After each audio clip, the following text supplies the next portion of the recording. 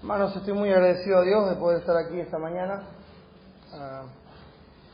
Muy agradecido de poder compartir el tiempo con el cuerpo de Cristo, con mis hermanos, de poder ver al Señor a través de esto y gozarme junto con aquellos que se gozan en el Señor y poder disfrutar el tiempo juntos. Realmente se trata de eso la vida de la iglesia, poder tener comunión, poder disfrutarlo, poder edificarnos mutuamente. Eso es congregarse, no es asistir a una reunión. Asistir a una reunión no es congregarse, hermanos. Asistir a una reunión es solamente eso, asistir. Congregarse tiene que ver con relacionarse, con estimular al otro al amor y a las buenas obras, con interactuar con el otro, ¿verdad? Eso es congregarse. Dios nos da un lugar para congregarnos y ahí es donde debemos interactuar con nuestros hermanos, el lugar donde Dios nos ha puesto. No en cualquier lado, sino el lugar donde Dios nos ha puesto, donde tenemos posibilidad, gracias, de conocer a nuestros hermanos, de convivir con ellos, de saber sus necesidades, de cuidar, de ser cuidados, de orar, de que oren por nosotros. De eso se trata el congregarnos. Así que Dios nos dé la gracia para sostenernos, para retraer nuestro pie del día de reposo, de hacer en Él nuestra voluntad, de hablar nuestras palabras, y en lugar de eso, deleitarnos, ¿no? Llamar delicia ese día, gozarnos en el Señor, dedicarlo por completo a Él, como nos enseña su palabra, y como ha sido el motivo de la creación.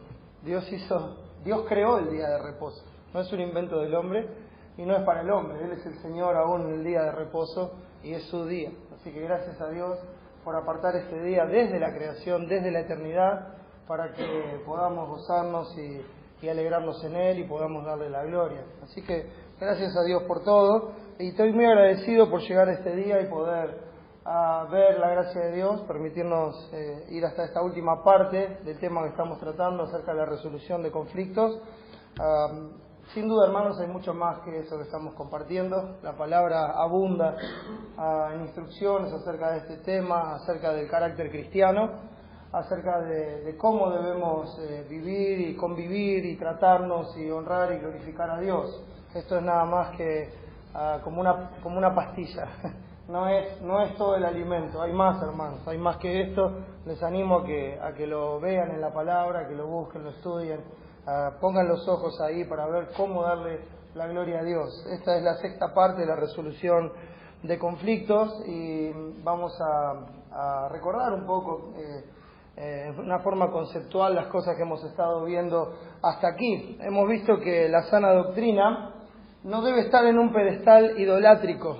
Yo cuando uno levanta un pedestal a algo y lo pone ahí arriba y de repente nosotros lo vemos ahí, eso está ahí, parece intocable, ¿no? Parece inalcanzable. A veces eso es la sana doctrina para nosotros y no debe ser así, sino que la sana doctrina, la verdad de Dios, debe ser parte activa de nuestra vida. No es algo que nosotros digamos, nos paremos y digamos, mira, yo creo en aquello. ¿Ves aquello que está allá, bien alto, bien lejos? Yo creo en eso, ¿no? Está lejos y muy alto, yo creo en eso. Bueno, eso no es la sana doctrina, hermanos. Eso puede referirse a la sana doctrina, pero evidentemente no ha afectado la vida de una persona que vive así. No solo debe ser exaltada, sino que debe ser puesta por obra, porque ese es el propósito de la sana enseñanza de Dios. El pedestal idolátrico que nosotros levantamos debe ser derruido desde las bases, no solamente diciendo lo que decimos creer, sino viviéndolo fielmente para la sola gloria de Dios, poniendo por obra nuestra fe.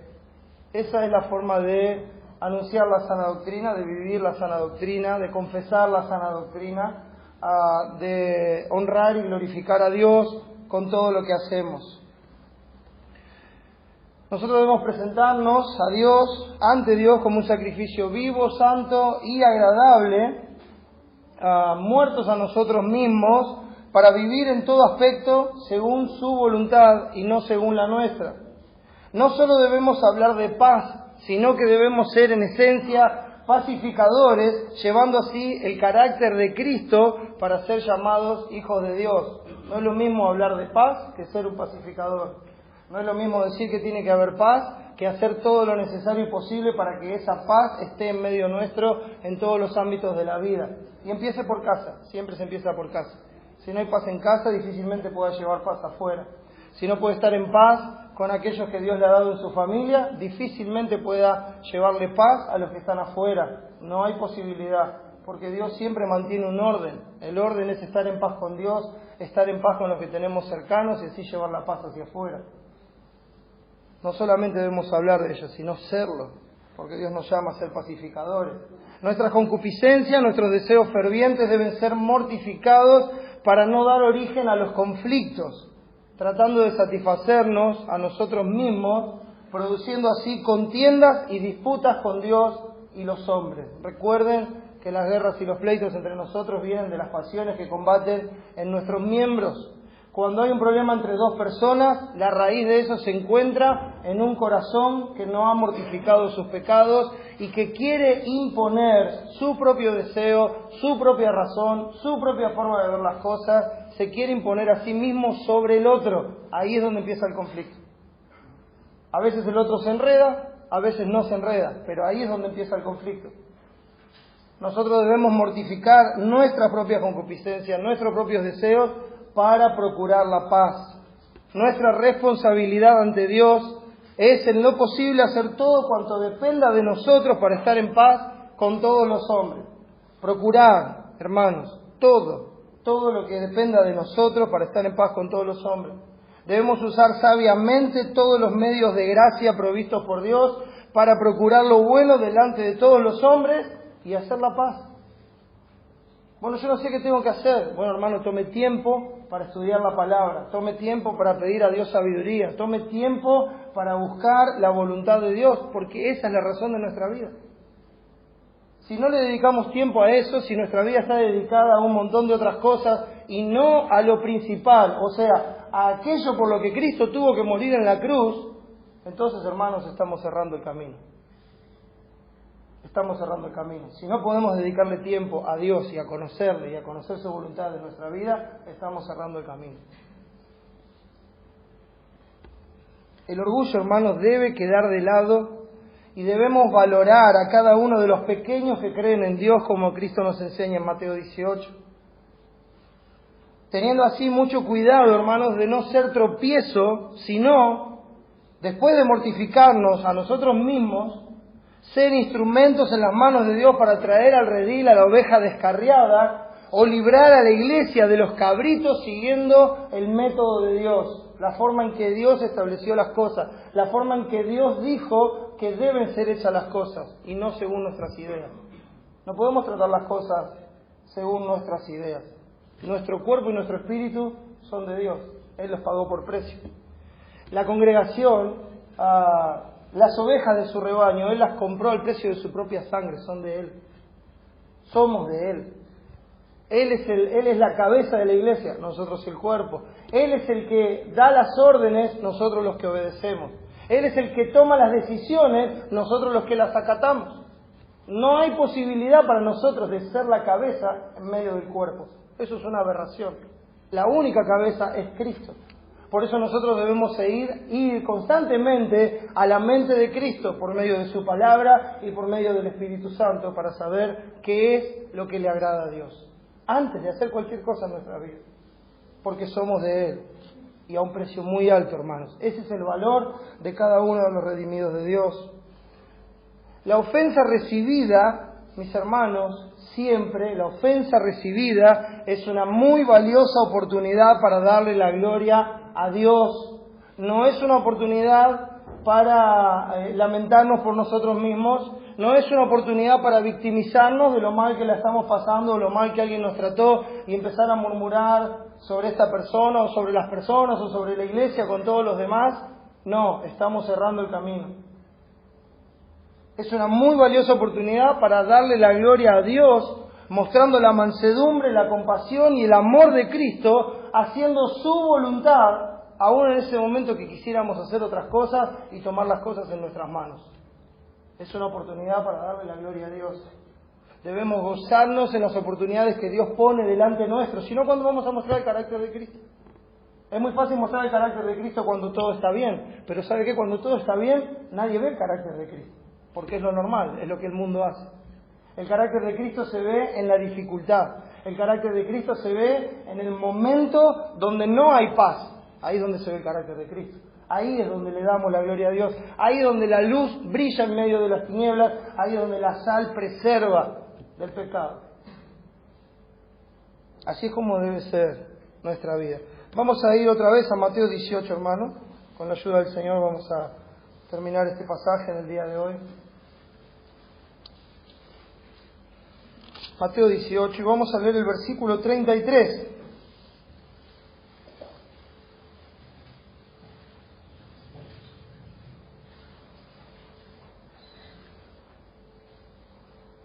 Dice así el versículo 33. ¿No debías tú también tener misericordia de tu consiervo, como yo tuve misericordia de ti? Una vez más lo leemos. ¿No debías tú también tener misericordia de tu consiervo, como yo tuve misericordia de ti? Hoy veremos la segunda parte del método de Dios y veremos qué es lo que Dios espera de nosotros. Vamos a orar y buscar la ayuda de nuestro Padre. Amado Señor, amado Salvador, Señor, te doy muchas gracias por la obra de Jesús. Gracias, Padre, por esa justicia perfecta que hoy nos cubre y nos hace aceptos delante tuyo. Gracias, Señor, por su sacrificio que nos abrió el camino para llegar a ti, para buscarte, para verte como nuestro papá, para clamar por tu ayuda, tu auxilio, tu socorro, tu gracia, tu misericordia. Y saber, Señor, con certeza que por la obra de Cristo y por sus méritos nos escuchas. Te gozas en escucharnos, te gozas en cuidarnos, en respondernos. Saber que has venido a morar en nosotros para que tengamos comunión contigo y para recibir la gracia, el poder y la ayuda necesaria para vivir cada día conforme a tu voluntad. Dándote la gloria, Señor. Poder mostrar a Cristo en nuestras vidas y así exaltarte en todo, Señor. Te agradezco, Padre, por esta oportunidad que me das de estar con mis hermanos y de compartir con ellos. Señor, también para mí es una responsabilidad muy grande y quiero que me ayudes en tu gracia a ser fiel a ti, al texto, y que tu iglesia pueda ser edificada, Padre, y que aquellos que no te conocen en tu gracia los puedas traer a ti, arrepentidos y con fe en Cristo. Gracias, Señor, por este tiempo. Dame la sabiduría para hacer esto de la manera que a ti te agrada, Señor. Te ruego y agradezco todo en el nombre de Jesús. Amén.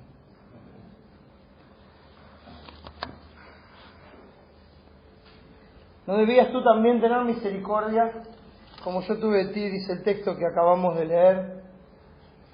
Sin duda necesitamos repasar lo que hemos visto hasta aquí en este pasaje y enfatizar un poco más en la parte que Dios nos encomienda hacer a nosotros. Jesús, como vimos, tomó una situación bien fresca de los discípulos. Es algo que se había dado en una conversación en el camino hasta que llegaron al lugar a donde estaban. Y tomó esta situación que estaba bien fresca en sus mentes, tal es así que cuando Él les preguntó de qué estaban hablando, ellos callaron, ¿recuerdan?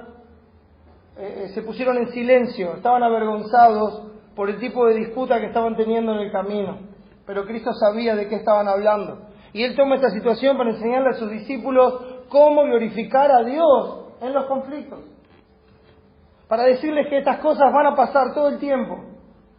No porque las busquemos, no porque querramos que pasen, sino que van a pasar. Que estos conflictos van a venir, que estas disputas van a existir. Entonces deben saber cómo conducirse. En primer lugar, Él les mostró que el orgullo y la altanería no son características de los hijos de Dios, y lo hizo tomando un niño en sus brazos. Lo puso en medio de ellos y Él les dijo: el que recibe a un niño como este a mí me recibe. La discusión en el camino sobre quién de ellos sería el mayor era todo lo contrario al carácter de Cristo. Ahí venían los apóstoles discutiendo a ver quién tenía más méritos para ser más grande en los cielos. Imagínense. ¿Dónde quedaba la pobreza de espíritu? ¿Dónde quedaba la mansedumbre? ¿Dónde quedaba el quebranto por los propios pecados? ¿Dónde quedaba todo eso? Excluido. La búsqueda egoísta que ellos tenían de reconocimiento personal ponía de manifiesto el menosprecio por sus hermanos en la fe al creerse mejores y merecedores de más altos lugares por vaya a saber qué méritos engañosos que ellos mismos habían inventado en sus propios corazones, en sus propias mentes. El hecho de querer exaltarse sobre el otro implica al mismo tiempo un menosprecio por el otro. Implica al mismo tiempo decir, vos no sos tanto como yo soy mejor que vos, entonces vos tenés que sujetarte a mí, cuando en realidad Cristo nos manda a nosotros a estimar a los demás como superiores a nosotros mismos y ponernos debajo de ellos para servirles, para amarles, para dar toda nuestra vida por ellos como Cristo lo hizo por nosotros, el cual siendo el mayor de todos vino y se humilló hasta la muerte y muerte de cruz por amor a nosotros. Esa es la mente de Cristo, ese es nuestro ejemplo. El llamado que Jesús hace en este pasaje es a un examen personal, un autoexamen del corazón, para darse cuenta cómo estas actitudes podían ofender y lastimar al hermano que había sido salvado por la gracia de Dios e, insisto, al precio de la sangre de Cristo. Pero el examen, hermano, está acompañado de una solemne advertencia. Cristo les dijo claramente, escojan morir antes que ofender a uno de los pequeños que creen en mí. Escojan ponerse una piedra de molino en el cuello y arrojarse al fondo del mar, en lo más profundo, antes de ser un instrumento para hacer tropezar a uno de estos pequeños que creen en mí. Es una advertencia muy fuerte, hermanos, que nos tiene que llevar a examinar nuestras vidas, nuestras actitudes, nuestras decisiones y nuestras acciones, hasta tal punto de tener temor de movernos si es que vamos a ofender o vamos a causar daño a alguien. Es un examen constante. Cristo les está diciendo, cuidado con tocar a uno de mis hijos. Cuidado con hacerlos tropezar por el solo hecho de satisfacer su orgullo. Imaginen la discusión en el camino.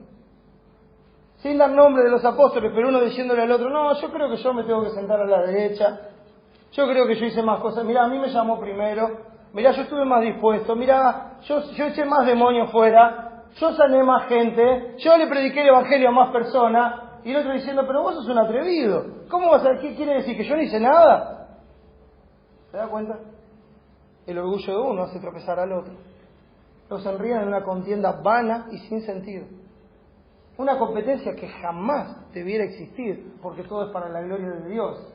Porque el que busca su propia gloria, no busca la gloria del que le envió. Eso no es acorde a la sana doctrina. Cristo les dice, cuidado con menospreciar a uno de estos pequeños. Cuidado.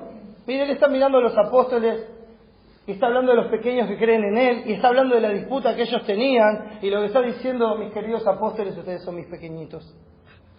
Dejen de pelearse como chicos. Son mis pequeñitos, tengan cuidado.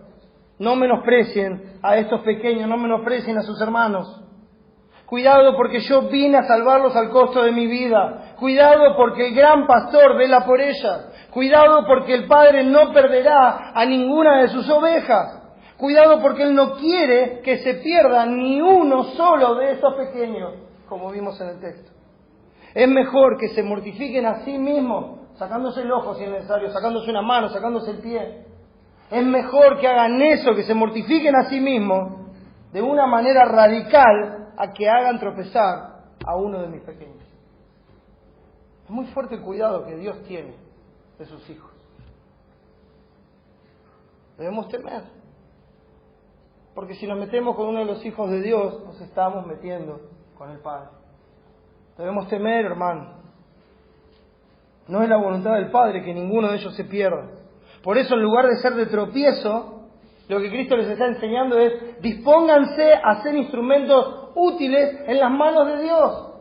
Y recordando las palabras de Pablo y Timoteo, que dice, así que si alguno se limpia de estas cosas, así que si alguno se limpia del orgullo, de la iniquidad, si alguno se limpia de la propia gloria, o sea, de la vanagloria, de la contienda, si alguno se limpia de las búsquedas personales, entonces será instrumento para honra, santificado, útil al Señor y dispuesto para toda buena obra, como la de volver a traer una de las ovejas al redil. Límpiense de estas cosas y dispónganse en hacer un instrumento en las manos de Dios. Límpiense de su orgullo, mortifiquen sus deseos, y si alguno de sus hermanos peca, extraviándose de la verdad, vayan a buscarlo con el amor de Cristo, para que vuelva al camino. Versículos 15 al 17 de Mateo 18 nos dicen lo siguiente. Teniendo esto en mente, dice: por tanto, si tu hermano peca contra ti, ve y repréndele estando tú y él solos.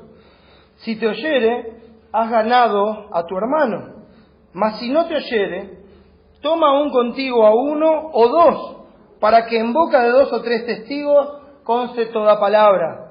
Si no los oyere a ellos, dilo a la iglesia. Y si no oyere a la iglesia, tenle por gentil y publicano. Cristo les está enseñando que ellos deben con amor, con misericordia, con compasión, ir a buscarlo en el nombre del Señor. Háganle sentir su amor, su cuidado y su misericordia, o sea, las de Dios. Háblenle a solas, reprendan su pecado con misericordia y verdad, restablezcan la relación, olviden la ofensa, restauren la comunión, traigan esa oveja al redil. Tal vez haya sido solo un malentendido.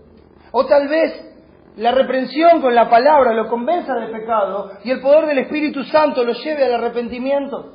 Tal vez sea eso lo que pase. Vayan con la sabiduría de lo alto, aquella que es pura, que es pacífica, que es amable, que es benigna, que es llena de misericordia y de buenos frutos. Con esa paz vayan a ver al hermano, con esa sabiduría. Pero no olviden las palabras de Jesús.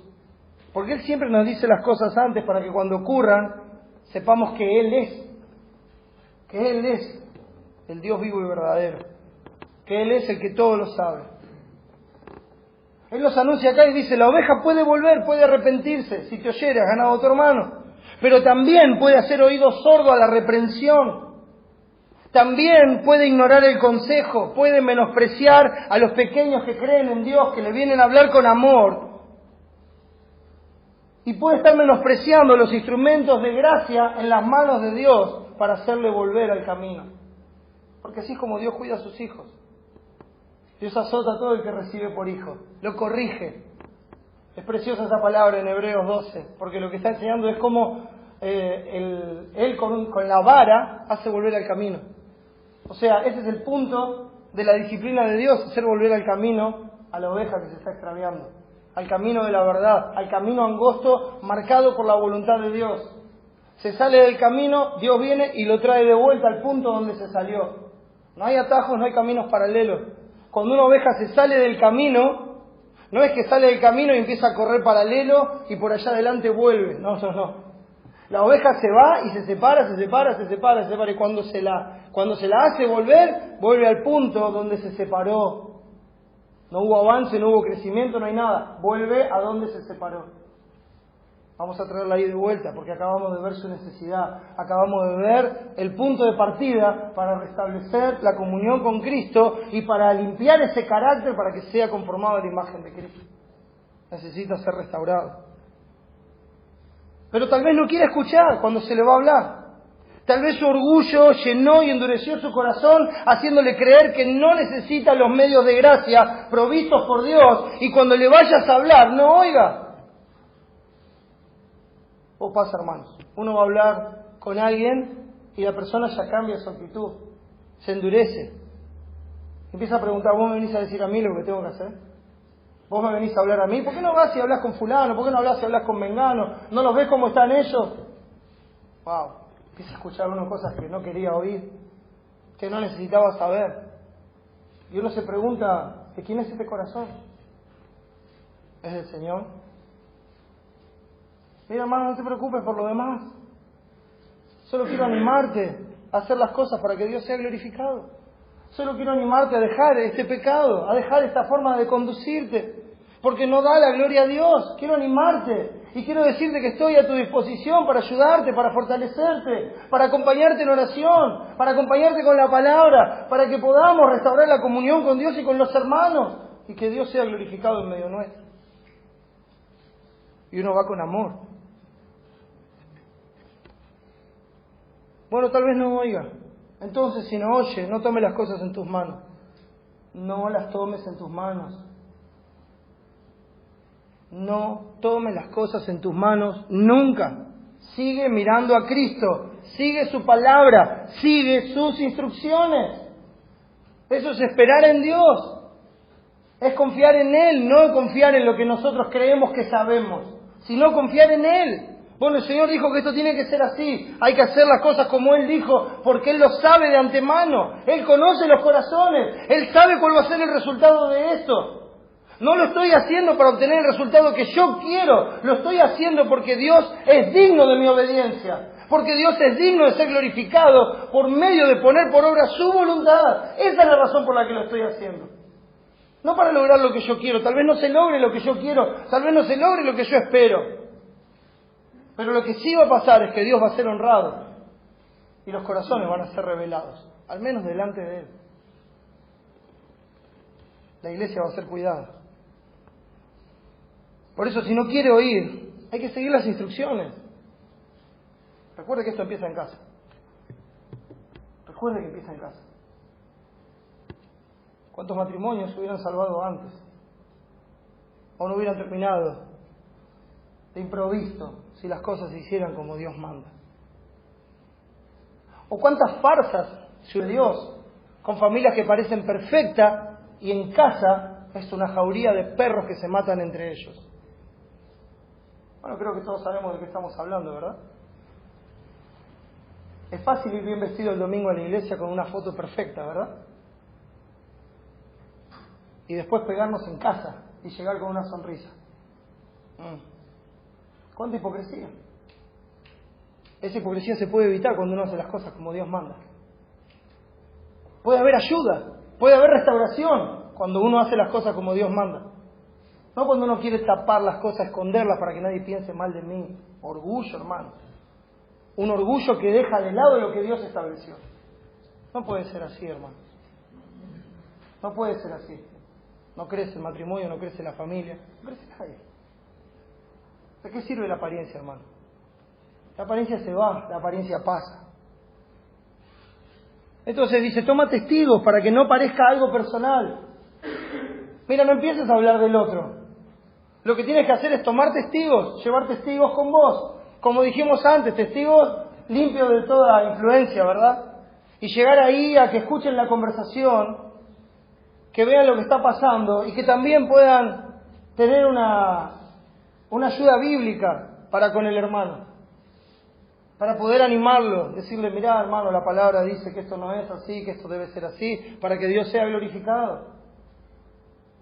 Entonces, ya hay testigos de que no es algo personal, de que no es una idea que la persona tiene contra el otro, sino que es algo que está ofendiendo a Dios. Ustedes saben que a veces se pone en duda cuando dice, si tu hermano peca contra ti, porque en algunos manuscritos el contra ti no está. No está. Algunos llegan a quitarlo de ese lugar. Algunos comentaristas dicen, no es necesario, esto no lo dice. Entonces queda la frase, si tu hermano peca, ve y repréndele, estando tú y el sol. Hay otros manuscritos que tienen el contra ti, tal vez porque más abajo también vuelve a repetir, si tu hermano peca contra ti. O tal vez porque también así está en Lucas, peca contra ti. Pero la realidad es que cuando hay un pecado, la ofensa es contra Dios. Y si nosotros somos el cuerpo de Cristo, a nosotros también nos tiene que doler la ofensa. Y es un problema grande cuando no nos duele la ofensa de otro a Dios. Cuando no nos lleva a cuidar la santidad de la iglesia de Dios. Cuando no nos lleva a respetar las decisiones que Dios toma. Es un problema grande, hermano. Nosotros tenemos que hacer lo que Dios manda. Debemos tomar testigos para que no parezca algo personal. Debemos seguir obrando con compasión, doliéndonos por el pecado contra Dios, por el pecado que se ha cometido contra Dios. Debemos volver a hablarle con el amor de Cristo. Debemos buscar que los testigos también hablen con la palabra. Debemos insistir con amor en que Dios sea glorificado y que nada quede oculto. Oh, hermanos, los problemas no son para ocultarlos abajo de la alfombra. No es mugre que barremos y la ponemos en un lugar donde nadie la vea. No, hermanos, no pueden quedar escondidos. No estamos para cubrir nada. Debemos ser transparentes, debemos ser honestos, debemos ser veraces en todo nuestro movimiento, en todo nuestro ser. Que puedan ver a través nuestro. No necesitamos esconder nada. Las cosas son como son y son así porque Dios así lo quiso. No debe haber hipocresía en nosotros. Nuestro sí debe ser sí, nuestro no tiene que ser no. Y si no es así, hermanos, es pecado. ¿Y saben qué? Si es pecado, ese hermano necesita la ayuda de aquel que lo puede ver. Necesita la ayuda, necesita la reprensión. Para que juntos a una voz demos la gloria a Dios. Debemos hacerlo con transparencia y honestidad. Que nuestro único objetivo sea que Dios sea honrado por todos.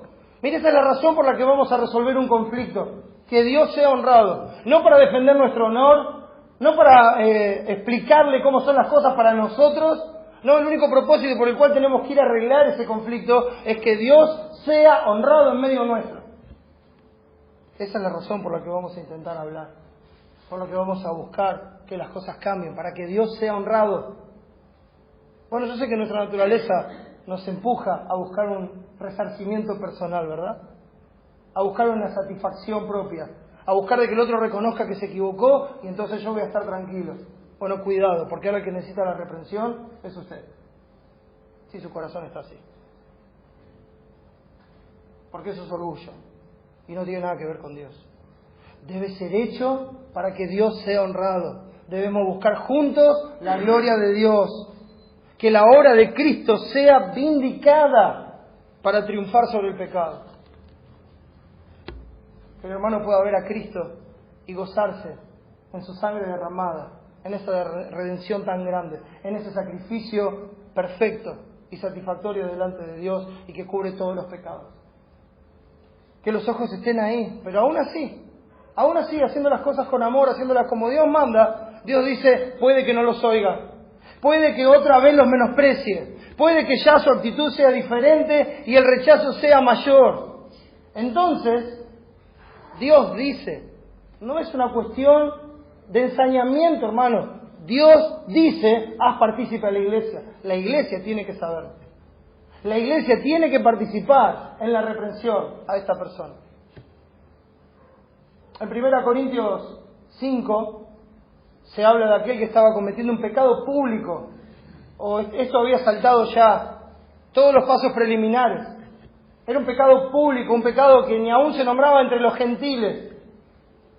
Y Pablo da instrucciones de parte de Dios, inspirado por Dios, y dice, el tal sea entregado a Satanás. Mire, quiten a ese perverso de entre vosotros. Pero ¿saben qué? Cuando vamos a 2 Corintios, y creemos firmemente que está hablando de ese caso, dice, a ese que se lo reprendió, ahora, perdónenlo. Bástele al tal esa reprensión hecha por muchos, o sea, por la iglesia. No fue uno solo que vino a decirle algo, no fueron dos, fue la iglesia en su conjunto, como un cuerpo. Entonces le dice, pástele a ese la reprensión hecha por muchos y que no sea consumido de demasiada tristeza. ¿Por qué? Porque el punto de ir a reprenderlo es la restauración. No consumir al hermano, no destrozarlo. El punto es restaurarlo. El punto es que demos la gloria a Dios. Y si esa persona se arrepintió, perdónenlo.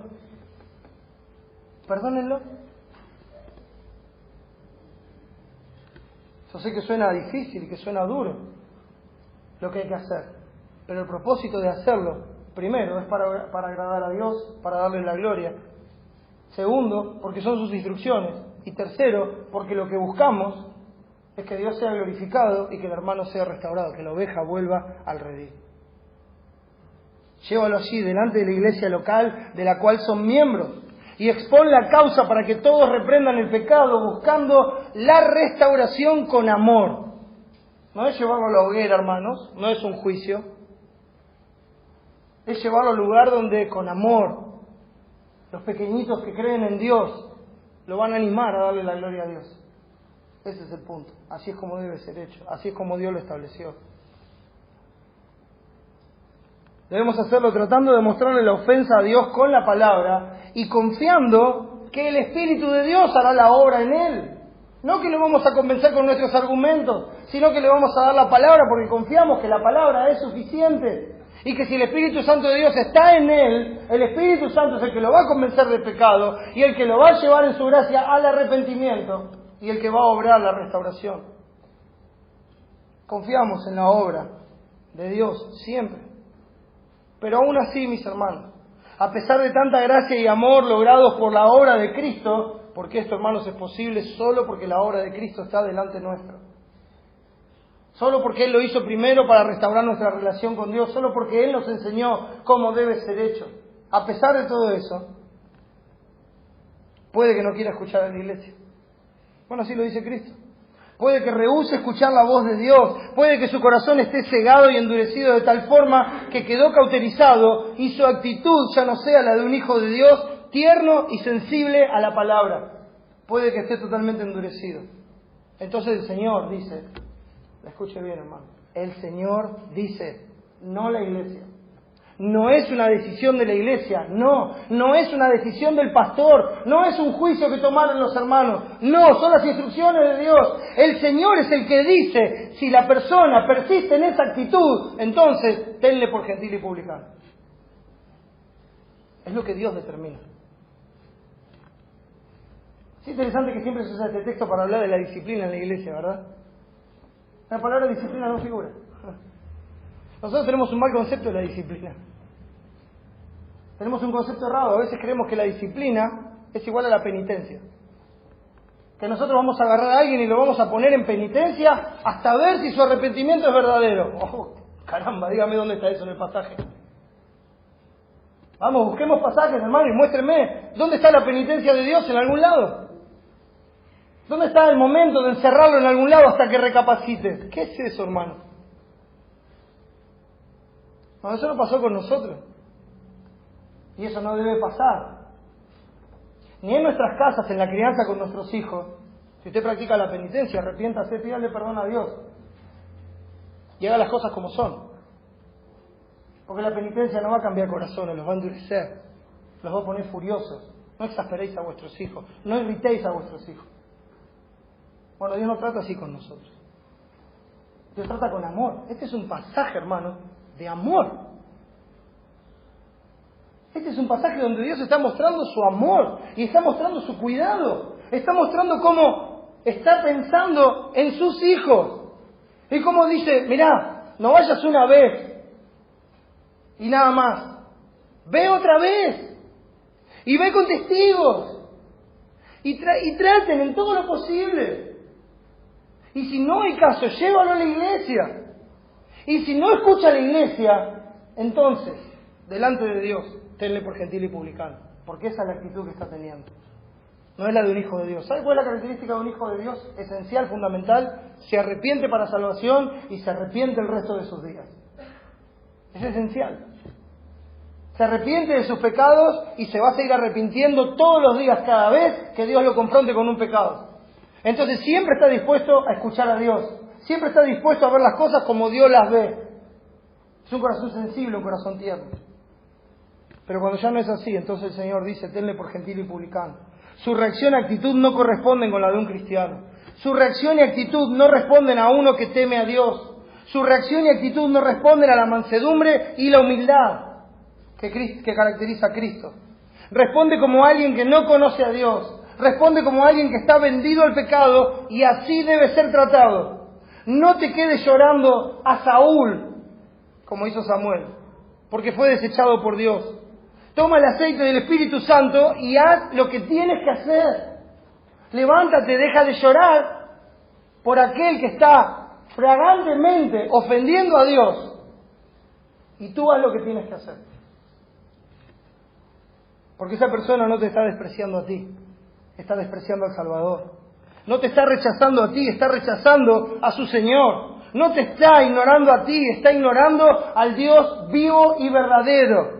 Ya no tiene lugar en la iglesia, debe ser excomulgado. Ya no tiene lugar en la mesa del Señor, porque no hay comunión fuera de Cristo. Ya no tiene lugar con los hijos de Dios. La amistad con Él es enemistad contra Dios. Tenga cuidado con buscar la comunión con aquellos que fueron excomulgados de la iglesia de Cristo. No entre en comunión con ellos. No lo haga. Si tiene una oportunidad de hablar con ellos, de estar con ellos, muéstrele el amor de Dios diciéndole cuándo te vas a arrepentir y vas a venir a arreglar las cosas con la iglesia. Pero no pase de ahí, porque si no están entrando en enemistad con Dios. Usted está provocando al Dios vivo y verdadero, porque Él ya dijo cómo usted lo tiene que tratar. Dijo, tenle por gentil y publicano. Y uno dice, pero hay muchos gentiles y publicanos afuera. Bueno, 1 Corintios 5 creo que nos aclara esto. Si quiere buscarlo, el versículo 9. 1 Corintios 5, 9. Dice así. Os he escrito por carta que no os juntéis con los fornicarios. No absolutamente con los fornicarios de este mundo. Mire, la aclaración es muy importante. O con los avaros, o con los ladrones, o con los idólatras. Pues en tal caso sería necesario salir del mundo. O sea, es imposible que ustedes se separen de este mundo. Porque este mundo está plagado de estas personas. Sin Cristo, sin Dios y sin esperanza. Y sus características, determinadas por las prácticas de sus pecados, los llama fornicarios, avaros, ladrones, idólatras. Y si quisiéramos separarnos de ellos tendríamos que salir del mundo. Es imposible. Entonces él aclara, más bien, os escribí que no os juntéis con ninguno que llamándose hermano, esta persona que dice, yo soy un hermano en la fe. Ah, tú eres un hermano en la fe. Sí. Pero dice, llamándose hermano fuere, fornicario o avaro. ¿Cuántas veces usted estuvo en una iglesia donde se llamó al arrepentimiento a alguien por su avaricia? Bueno, por fornicación creo que todos hemos estado, ¿verdad? Pero por avaricia. Uno que dice ser cristiano y vive en avaricia. Y su vida, sus acciones y sus decisiones muestran que su corazón es avaro y que aunque ha sido llamado al arrepentimiento una y otra vez, persiste en su avaricia. Miren cómo lo trata. Dice, o idólatra, o maldiciente. Esos que murmuran, esos que hablan mal de los hermanos todo el tiempo, esos que contestan mal todo el tiempo. Pero aún así se dicen hermano, o borracho, o ladrón. Fíjese lo que dice, con el tal ni aún comáis. No te sientes a la mesa con ellos, porque han menospreciado a Dios y su iglesia. Se han levantado contra el sacrificio de Cristo. No te sientes a la mesa con ellos. No son dignos de comunión. Rechazaron a tu Salvador. Y si te sientas con ellos, tú también lo vas a estar rechazando. Arrepiéntete de tu pecado. Y el versículo 12 dice, porque ¿qué razón tendría yo para juzgar a los que están fuera? ¿Por qué voy a juzgar a los que están fuera? Dios estableció un día para el juicio, para todos aquellos que no creen en Cristo, todos aquellos que van a morir en sus pecados. En ese día final Dios los juzgará eternamente. No hay razón para juzgar a los que están fuera. Pero dice después en la segunda pregunta, ¿no juzgáis vosotros a los que están dentro? ¿No son ustedes los encargados de examinar profundamente a los que están dentro para mantener la santidad de la iglesia? ¿No son ustedes los encargados de tomar esta resolución siguiendo los pasos que Dios dio, que Dios nos dejó escritos por amor? Porque los que están fuera, Dios juzgará en ese día del juicio final, ese día que Dios estableció para juzgar con justicia a todos los hombres. La determinación es quitad. Mire, es un mandato, no es una sugerencia. En base a esto, quitad pues a ese perverso de entre vosotros. Fue quitado el perverso de en medio de la iglesia. Y ahora imagínese, usted lo va a buscar para pasar tiempo con él. No, eso no puede ser así, hermano. Es escupir sobre la sangre de Cristo. Quitad pues a ese perverso entre vosotros. Mantener amistad con el que rechaza a Cristo y su iglesia, hablando mal de ella, de los hermanos y de la doctrina, es menospreciar a Cristo en nuestras vidas. Es un publicano, es un traidor a la patria celestial, vendido voluntariamente al pecado. No debe tener parte en nuestras casas hasta que se arrepienta y arregle las cosas con Dios y con la iglesia. Porque esa es la autoridad que Dios le dio a la iglesia en el nombre de Cristo. Fíjese los versículos 18 al 20. Muestra a Cristo en medio de su iglesia. De cierto os digo, en Mateo 18, de cierto os digo que todo lo que atéis en la tierra será atado en el cielo, y todo lo que desatéis en la tierra será desatado en el cielo. Otra vez os digo que si dos de vosotros se pusieren de acuerdo en la tierra acerca de cualquiera cosa que pidieren, les será hecho por mi Padre que está en los cielos. Porque donde están 2 o 3 congregados en mi nombre, allí estoy yo en medio de ellos. Cristo dice, verdaderamente les digo, ciertamente les digo, solemnemente les digo, lo que aten como iglesia en la tierra será atado en el cielo. Lo que desaten en la tierra como iglesia será desatado en el cielo. Hagan todo como Dios manda y Dios avalará su accionar. Cuando reciben a alguien en la membresía, cuando lo atan, y cuando quiten a alguien de la membresía, Dios lo va a avalar si ustedes están haciendo las cosas como Dios manda. Se los repito, dice el Señor, si 2 se ponen de acuerdo en alguna situación, que traten como Dios manda, encomendando todo al Señor en oración, buscando su sabiduría conforme a su voluntad y para la gloria de su nombre, Dios lo concederá, Dios se lo va a dar. Con mucho temor debemos recorrer todos los procedimientos que usamos para llegar a este punto. ¿Saben qué? Debemos examinarlo, decimos, llegamos hasta este punto. Vamos a tener a este hermano por gentil y publicano. Tiene que haber un dolor grandísimo en nuestro corazón, tiene que haber un pesar muy fuerte, porque no buscábamos eso, no esperábamos eso. Esperábamos que con amor el hermano se arrepintiera y volviera a Dios, que reconociera su pecado, que lo confesara y que se apartase. Ese era el punto, para restaurar la comunión con la iglesia. Eso es lo que estábamos esperando. Vamos a tomar la decisión. ¿Qué es lo primero que tendríamos que hacer? Examinarnos profundamente, a ver si seguimos y recorrimos los caminos que Dios nos dejó, esos caminos de gracia, para ver si hemos llegado como Dios manda a ese punto. Porque si no es peligroso, hermano. Porque si hacemos las cosas como Dios manda, Dios estará con nosotros. Pero si salteamos los pasos de Dios y queremos tomar su lugar, Él estará contra nosotros. Tenga cuidado. Tenga cuidado. Debemos asegurarnos, a la luz de la palabra, que todo fue hecho con una limpia conciencia delante de Dios y con el respaldo de toda la iglesia. Qué triste, hermanos, ver iglesias donde los pastores se creen dueños de ellas, donde ellos toman las decisiones, donde ellos dictan sentencias sobre los demás, donde ellos se ocupan de crucificar y colgar a ciertas personas, hablar mal de ellas y erradicarlos de la iglesia como si se trataran de insectos. No, hermanos. Eso no es la iglesia de Cristo. Eso no es la iglesia de Cristo. Eso no es la iglesia bíblica. Eso no es lo que Dios enseña en su palabra. Hay que tener temor, hermano, porque eso no es acorde a la sana doctrina.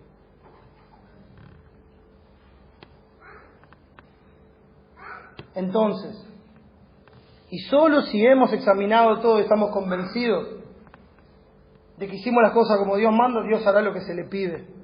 Porque donde 2 o 3 estén reunidos en su nombre, o sea, están reunidos en su nombre, en un mismo sentir, con el solo propósito de exaltar, adorar y glorificar su santo nombre, entonces Cristo está en medio de ellos, está en medio de su iglesia, acompaña a su iglesia. Esta, hermanos, era una reprensión fuerte para sus discípulos, para sus apóstoles. No se olviden cómo empezó esto, hermano. La enseñanza de Jesús distaba mucho de los usos y costumbres que todos tenían. Esto debía hacerles replantear su vida y forma de accionar en los conflictos, como debe hacernos a nosotros mismos replantear cómo procedemos.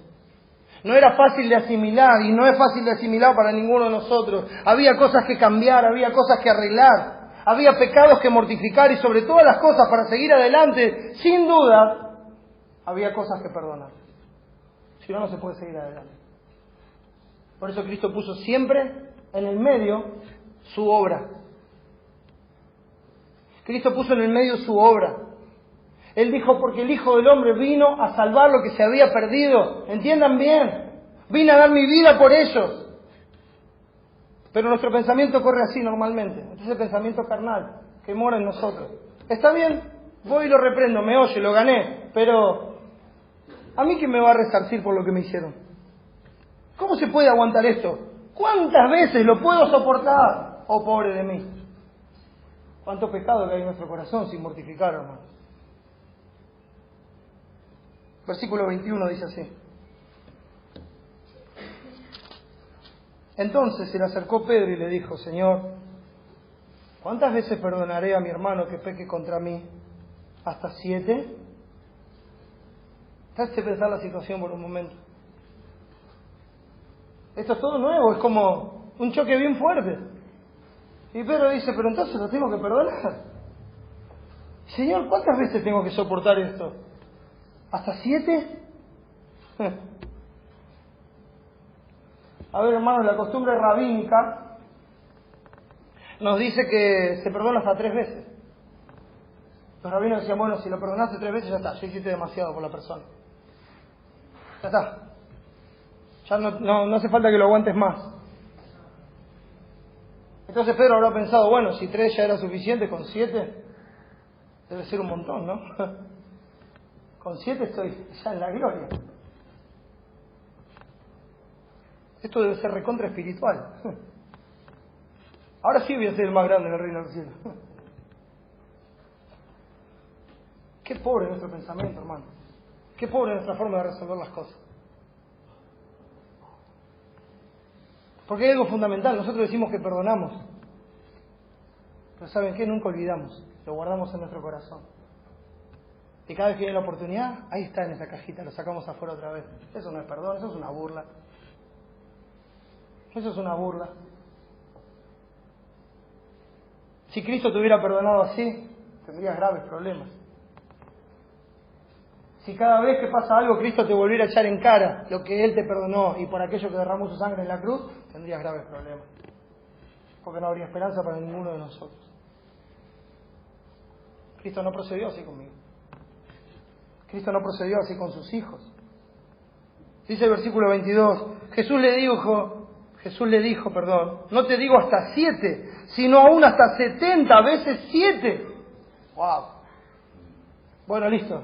Me voy a conseguir una pared bien grande y voy a empezar a marcar 490 palitos. Cuando llegue a los 490 palitos, se acabó el perdón. No, ese es el punto, hermano. 7, Pedro. Parece que no estás entendiendo de qué se trata. El furor de los hijos del maligno dice que será vengado 70 veces 7 en Génesis 4. Si Caín será vengado 7 veces, Lamec será vengado 70 veces 7. ¿De acuerdo? Ese es el furor del maligno. Mira la base de todo lo que hablamos, Pedro.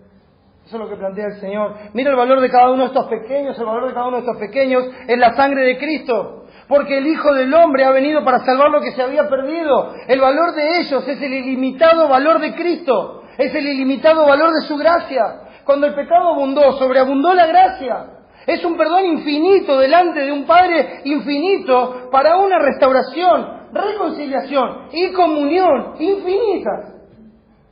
Nunca saldremos de la comunión con Cristo. Nunca. Su obra es suficiente una vez y para siempre. Se han perdonado todos nuestros pecados. Se deshicieron como una nube nuestras rebeliones. Nuestros pecados fueron echados en lo profundo del mar. En ese lugar donde nadie más los puede encontrar. Fueron echados tras las espaldas donde nadie los puede ver. Deshechos de tal forma que no hay memoria de ellos. Ya no vendrán a la memoria. No, Pedro, no 7, sino 70 veces 7. Cristo toma esos números perfectos para mostrar. Mirá, esto no lleva cuenta. ¿Quién andaría con una libreta anotando cuántas veces perdonó a cada uno? Pero es mucho más grande de lo que imaginás. 7 veces. No, 70 veces 7. Multiplicalo. El perdón debe ser sin medida, como el sacrificio de tu Salvador. Déjame que te lo explique así, Pedro. Mire el versículo 23 al 27. Dice así el Señor, con una parábola. Por lo cual el reino de los cielos es semejante a un rey que quiso hacer cuentas con sus siervos. Y comenzando a hacer cuentas le fue presentado uno que le debía 10.000 talentos. A este, como no pudo pagar, ordenó su señor venderle y a su mujer e hijos y todo lo que tenía para que se le pagase la deuda.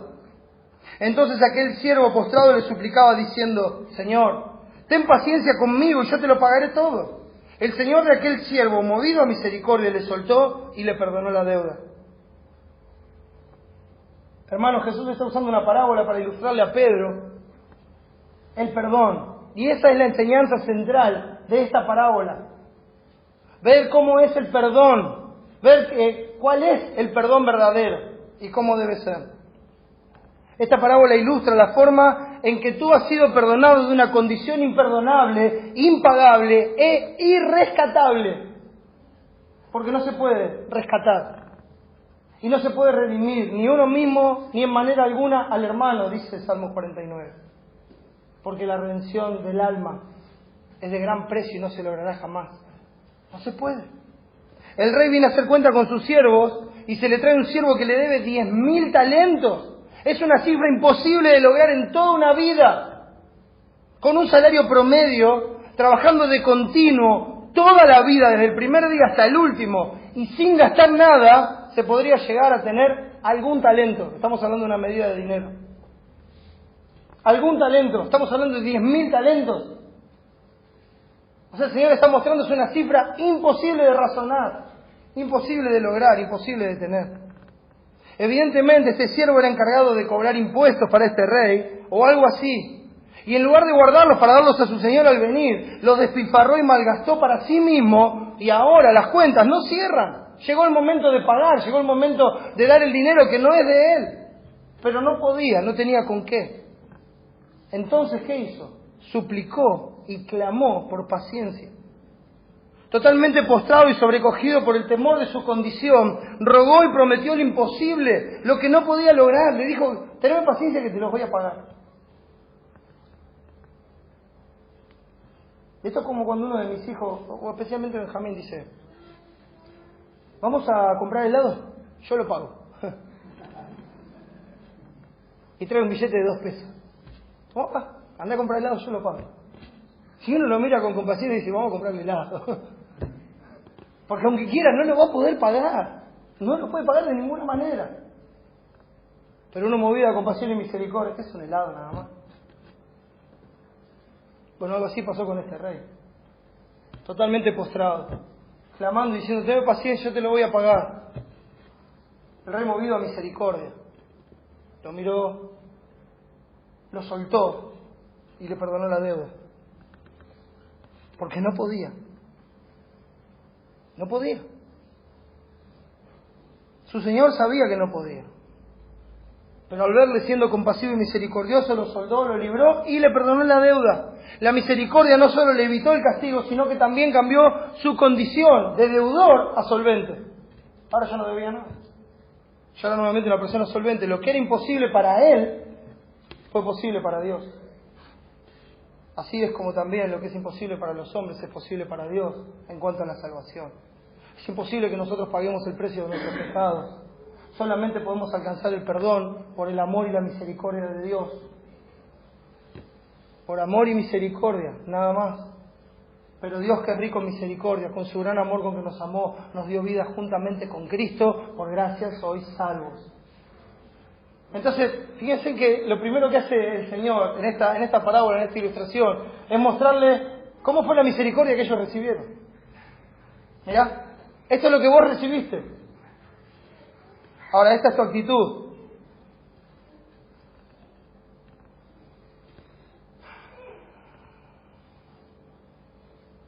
Recuerden que Cristo le está enseñando a sus discípulos cuál es la medida del perdón.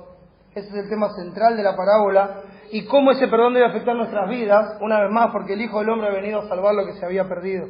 Entonces muestra la actitud que tiene el que recibió el perdón, versículos 28 al 30, dice así.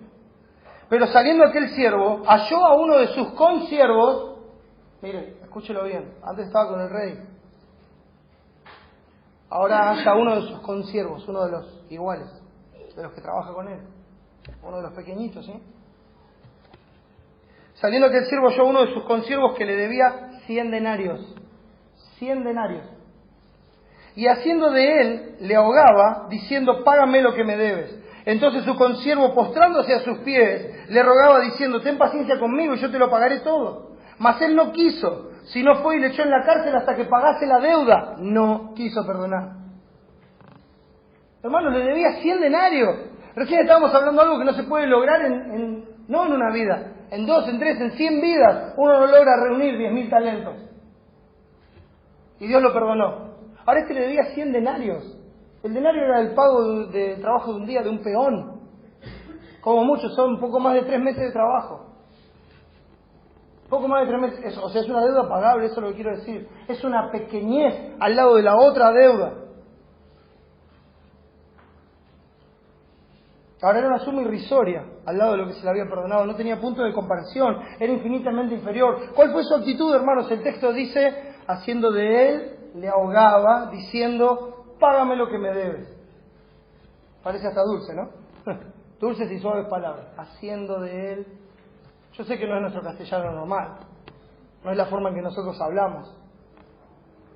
Permítame llevarlo a nuestra realidad. Entonces, enojado porque no le pagaba, lo agarró del cogote y lo empezó a ahorcar al mismo tiempo que le decía suavemente, ¿me pagás o te mato? De eso se trata. Lo quería matar.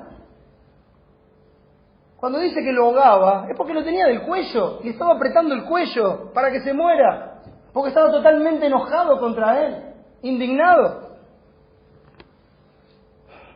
por esa miseria, por esos 100 denarios. No podía venderlo como esclavo, vender a su familia, vender sus cosas, como si hubiera pasado con él. Esta deuda en comparación con la otra era pagable, se podía lograr, se podía juntar, pero no recordó cómo había sido perdonado. Su corazón estaba endurecido por su orgullo y avaricia, y con desprecio lo echó en la cárcel a realizar trabajos forzados para que le pague. No hubo perdón, no hubo misericordia, no hubo compasión. Jamás lo afectó el trato que él mismo había recibido de su Señor. El perdón que él había recibido jamás afectó su corazón. Entonces en su orgullo pensó que había logrado lo que quería, lo meto en la cárcel y que me pague. Pero, versículo 31 dice así: viendo sus consiervos lo que pasaba, se entristecieron mucho y fueron y refirieron a su Señor todo lo que había pasado. ¿Recuerdan la enseñanza de Cristo? ¿Quién es el encargado de ir a buscar a la oveja descarriada? El consiervo, el otro pequeñito. ¿Y qué es lo que hacen? Oran y lo encomiendan al Señor. Van y lo llevan delante del Señor, lo tratan en privado, lo tratan con testigos y lo llevan delante de la iglesia. Lo están llevando delante del Señor, una y otra vez. Los que trabajaban con él vieron lo que había hecho con uno de ellos. Una profunda tristeza los conmovió al ver la dureza con que se manejó después de haber recibido tanta misericordia, y lo contaron a su Señor. Como cuando la iglesia unida clama a Dios, atando y desatando. Y su Señor oyó, y su petición halló respuesta. Versículo 32 al 34, dice así: entonces, llamándole su Señor, le dijo: siervo malvado, toda aquella deuda te perdoné porque me rogaste. ¿No debías tú también tener misericordia de tu consiervo, como yo tuve misericordia de ti? Entonces su Señor, enojado, le entregó a los verdugos hasta que pagase todo lo que le debía. El planteo del Señor nos hizo esperar. Él le dice: siervo malvado. Y acá hay un énfasis muy fuerte: siervo malvado. Recuerde que el malo no habitará junto a Dios. Siervo malvado. Toda, y esto también es un énfasis, hermano, toda aquella deuda te perdoné porque me rogaste. ¿No aprendiste nada? ¿No deberías haber tratado al otro como yo te traté a ti? ¿Recibiste misericordia? Da misericordia. De gracia recibiste, de gracia da. Te evité el castigo y cambié tu condición olvidando lo que me hiciste. ¿No debías haber hecho lo mismo? Entonces, ¿qué hizo? Lo entregó a los verdugos hasta que pagase todo. ¿Cuál es la realidad que vemos acá, hermanos? Si no recibiste la misericordia, si el perdón de Dios no es real en tu vida, entonces aún estás en deuda y serás torturado hasta que pagues. Esa es la realidad. Los verdugos eran personas no para dar muerte, sino encargados de torturar, de hacer sufrir a las personas.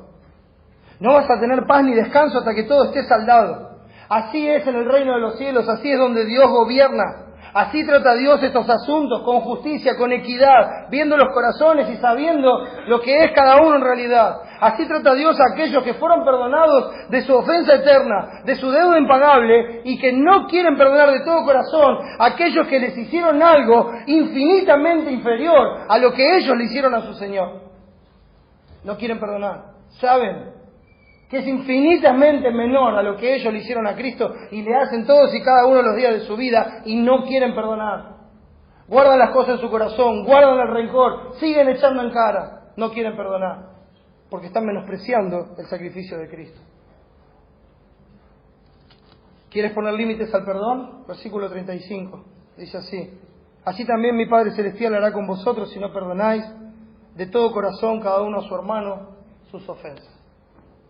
Esa es la forma que Dios va a tratar a aquel que no perdone, de todo corazón, con una limpieza total sobre cada una de esas ofensas, dejándolas de lado, dejándolas en el olvido, borrándolas de su mente y de su corazón.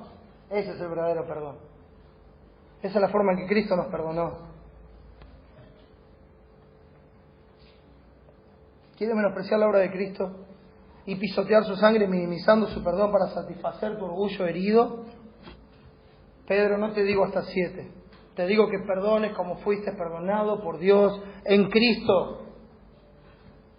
Y para terminar, hermanos, y hacer esto a modo de conclusión, quisiera que veamos cómo respondieron los apóstoles. Y esto nos va a traer luz en Lucas capítulo 17.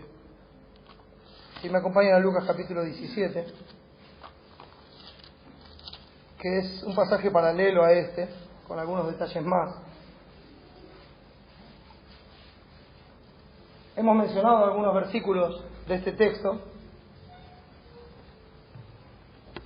Cuando los leamos lo van a recordar. Versículo 1 dice: dijo Jesús a sus discípulos: imposible es que no vengan tropiezos, mas hay de aquel por quien vienen. Mejor le fuera que se le atase al cuello una piedra de molino y se le arrojase al mar, que hacer tropezar a uno de estos pequeñitos. Mirad por vosotros mismos, ¿lo recuerdan? Hasta aquí vimos. Ahora mire cómo sigue el texto en el versículo 3. Si tu hermano pecare contra ti, repréndele, y si se arrepintiere, ¿qué dice? Perdónale. Bueno, no tenemos esto allá, ¿verdad? Pero lo tenemos acá. Está. Esto es como se trata. Vas y lo reprendés. ¿Y qué vas a buscar? Que el hermano se arrepienta. Que se arrepienta de su pecado. Y si se arrepiente y te pide perdón, perdónale.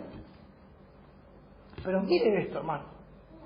Mire esto. Porque acá es donde aparece nuestra dificultad. Versículo 4. El Señor añade y dice: y si 7 veces al día. Escuche bien. 7 veces al día.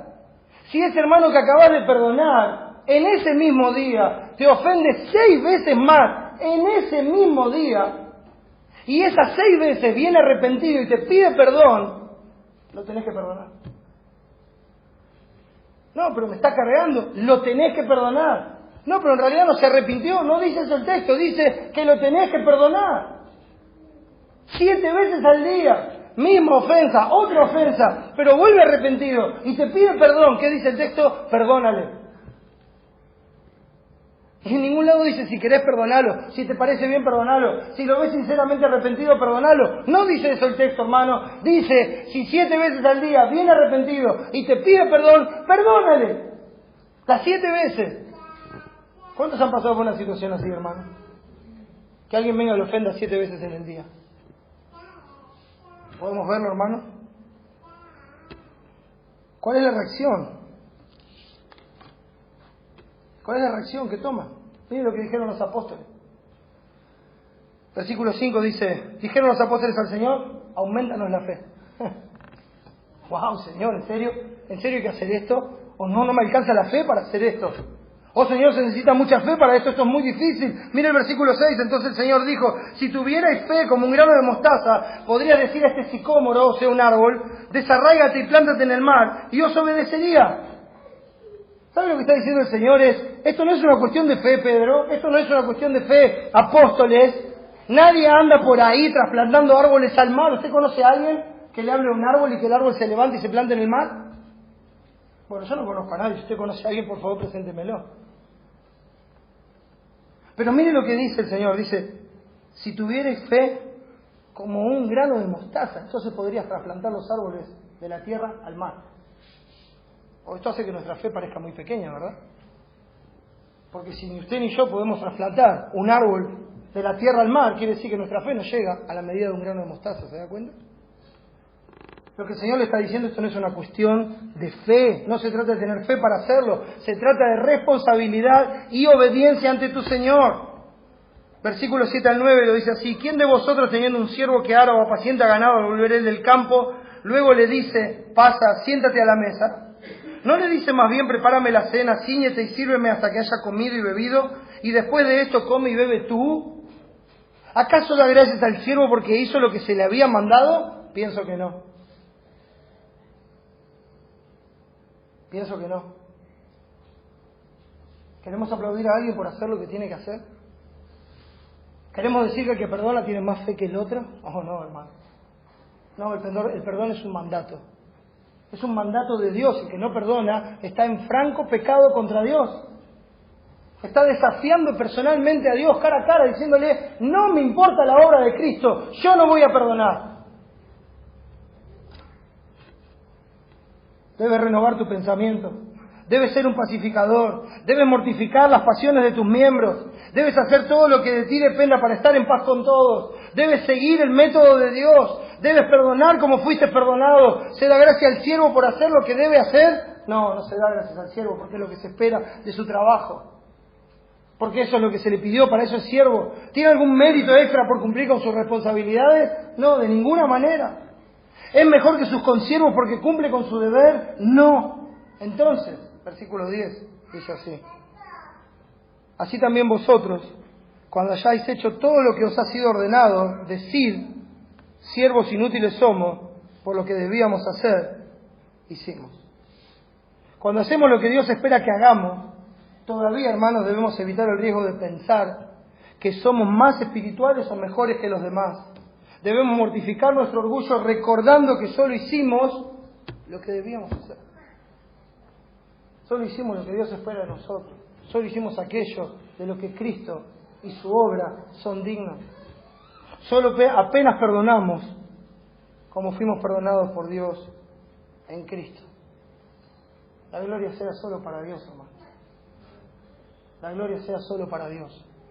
Que cuando nosotros teníamos esa deuda impagable, Cristo vino y mostró su amor, su misericordia, su gracia y su poder en la cruz del Calvario, muriendo, cargando con todas nuestras deudas y ofensas contra Dios, recibiendo el castigo de nuestra paz, siendo quebrantado bajo la ira del Padre, siendo muerto, derramando su sangre, porque sin derramamiento de sangre no se hace remisión de pecado, siendo sepultado y resucitando al tercer día para decirle a todos los que creen en Él que hay esperanza de vida eterna si vienen por medio de Él a Dios, porque por su obra todos los pecados les son perdonados a todo aquel que cree. Que ahora serán hijos de Dios por toda la eternidad. Así hemos sido perdonados por Cristo. Así debemos vivir y perdonar a los demás. Cristo vino para hacer la paz entre nosotros y Dios. Seamos como nuestro Señor, seamos pacificadores. Hagamos la paz y en el camino, altamente necesario, hermano, perdonemos como fuimos perdonados por Dios en Cristo. Gracias a Dios por su palabra. Vamos a orar. Mi Padre, gracias. Gracias por Jesús. Gracias por esa obra infinita de amor, de gracia y de perdón. Gracias por ese ejemplo tan grande. Gracias, Señor, por todo. Ayúdanos a verte. Ayúdanos a conocerte cada día más. Ayúdanos a deleitarnos en tu sacrificio, en tu gracia, en tu perdón. Y así poder perdonar como fuimos perdonados por ti. Así poder tomar tu ejemplo, Señor, y arreglar las cosas como tú mandas, para la gloria de tu nombre. Oh, mi Padre, te ruego que nos ayudes a ser fieles a ti. Que nos ayudes a reconocer nuestro pecado, a confesarlo y apartarnos para alcanzar misericordia. Guíanos, Señor, a toda verdad. Ayúdanos a vivir como es digno de tu nombre, a decorar con nuestras vidas la sana doctrina. Gracias, Señor, por todo. En el nombre de Jesús y para su gloria. Amén.